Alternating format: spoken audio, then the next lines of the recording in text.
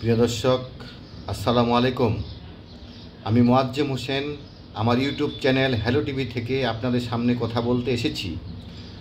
এখন আপনাদের সামনে কথা বলবো জাতিসংঘ শান্তি মিশনের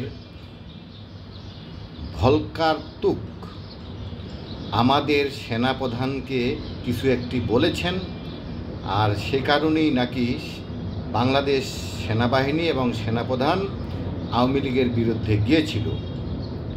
এই বিষয়টি নিয়ে সামান্য কিছু কথা বলব। প্রিয় দর্শক, দেখুন, যেভাবে মেটি প্লাস ডিজাইন হয়েছিল, এই ডিজাইনটা অনেকগুলো স্তরে স্তরে হয়েছিল। একটি আমেরিকায় বাইডেন একটি ডিজাইন করেছিলেন। এই ডিজাইনের মধ্যে কতগুলো স্তর আপনি শুনলে একটু হতভম্ব হয়ে যাবেন। দেখুন, ছাত্রদের একটি স্তর, এই ছাত্রদের মধ্যে ঢাকা ইউনিভার্সিটি, বিভিন্ন প্রাইভেট ইউনিভার্সিটি, আবার ছাত্রদের মধ্যে এই আপনার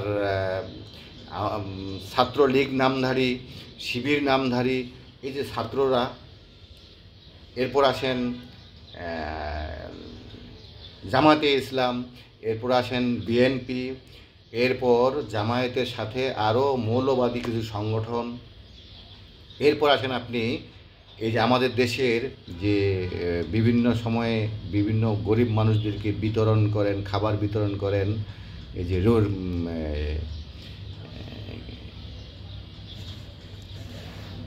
এনজিও, এই এনজিওদেরকেও দিয়ে একটি ডিজাইন করিয়েছেন। আবার সাংবাদিকদেরকে দিয়ে একটি ডিজাইন করিয়েছেন। নাট্যকর্মী অভিনেতাদেরকে দিয়েও একটি ডিজাইন করিয়েছেন। যারা গান করেন তাদেরকে দিয়েও একটি ডিজাইন করিয়েছেন। এরপর যারা আমাদের সুশীল সমাজ আমরা বলি, তাদেরকে দিয়েও কিন্তু ডিজাইন করিয়েছেন। তাহলে এই মেটি প্লাস ডিজাইনের শিকড় অনেকগুলো এবং অনেক বড়। সুতরাং বাইডেন জাতিসংঘকে দিয়ে এমন একটি কাজ করাবেন, এটা খুব স্বাভাবিক, এটাতে বিচলিত হওয়ার কিছু নেই।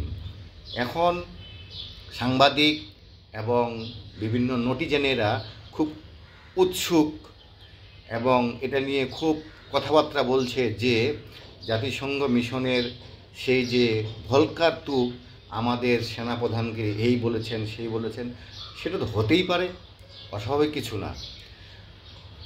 কারণ যদি জাতিসংঘটা চলেই হলো আমেরিকার টাকা দিয়ে, আমেরিকার প্রেসিডেন্ট যদি বলে, তাহলে কেন বাংলাদেশ আর্মিকে বলবে না? আর বাংলাদেশ আর্মি কেনই বা শুনবে না? কারণ তাদের দয়ায় তো বাংলাদেশের একটা শান্তি মিশনে যাচ্ছে এবং কাড়ি কাড়ি টাকা ইনকাম করছে আমাদের সেনাবাহিনীর কিছু অংশ। কাজেই আপনারা আমরা যা ভাবছি, এই ভাবনার আরও অনেক অনেক বড় সেই ডিজাইন। এই ডিজাইনে কে কে ছিল, কোথার থেকে ছিল, আপনারা ভাবতেই পারছেন না। ছাত্রদের মধ্যে সারা বাংলাদেশে যে আন্দোলন হয়েছিল, সেটাও একটি ডিজাইন। আপনার টোকাইদেরকে নিয়ে একটি ডিজাইন হয়েছিল। যারা তৃতীয় লিঙ্গ, তাদেরকে নিয়েও একটি ডিজাইন হয়েছিল। ডিজাইনের শেষ ছিল না। গত 5 বছর ধরে এই ডিজাইনটা বিভিন্নভাবে সাজিয়ে তারপরে আন্দোলনে নেমেছে। কাজেই এখানে ভলকার তুর্ককে দোষ দিবেন কেন, আর আমাদের সেনাপ্রধানকে বা দোষ দিবেন কেন? আসলে দোষটা আমাদের বাংলাদেশের, দোষটা আমাদের শেখ হাসিনার। বাংলাদেশের দোষ কেন? বাংলাদেশ হলো এমন একটা জায়গায়, এই জায়গা থেকে আপনার অনেক কিছু করা যায়, অনেক কিছু নিয়ন্ত্রণ রাখা যায়। এটা হলো বাংলাদেশের দোষ। আর শেখ হাসিনার দোষ, শেখ হাসিনা অনেক বেশি উন্নয়ন করে সারা বিশ্বকে তাক লাগিয়ে দিয়েছেন, সারা বিশ্বকে দেখিয়ে দিয়েছেন যে আমরা অনেক কিছু করতে পারি, আমরা অনেক এগিয়ে, এই দেশটাকে আমরা অনেক বেশি এগিয়ে নিয়ে যাচ্ছি, এটাই তিনি দেখিয়েছেন। এবং এই দেখানোটাই হয়েছিল বড় ভুল। এই ভুলের মাসুল এখন শেখ হাসিনা, আওয়ামী লীগ, আমরা সাধারণ জনগণ দিচ্ছি।